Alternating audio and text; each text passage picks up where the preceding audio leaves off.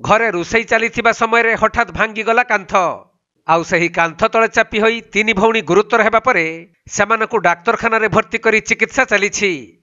एपरी एक अभावनीय घटना घटी केन्दुझर जिला चंपुआ थाना अंतर्गत नारदपुर पंचायतर बलभद्रपुर ग्राम मिलिथिबा सूचना अनुसार ग्रामर दमयंती नायक रोषई करुवा समय तांका भौणी रश्मिता नायक और रुद्राणी नायक निकटरे बसिथिले। तेबे एही समय तांका घरर माटी कांथ पड़ी जिबारु दमयंती अंटारे और रुद्राणी मुंडरे आघात लागिथिला।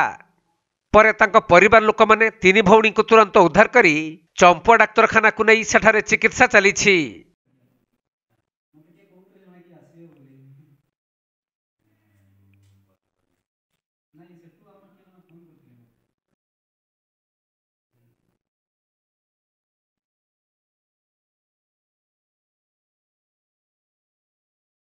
केन्दुझर जिला चंपुआरू छत्रपति नायक रिपोर्ट, कोणार्क लाइव।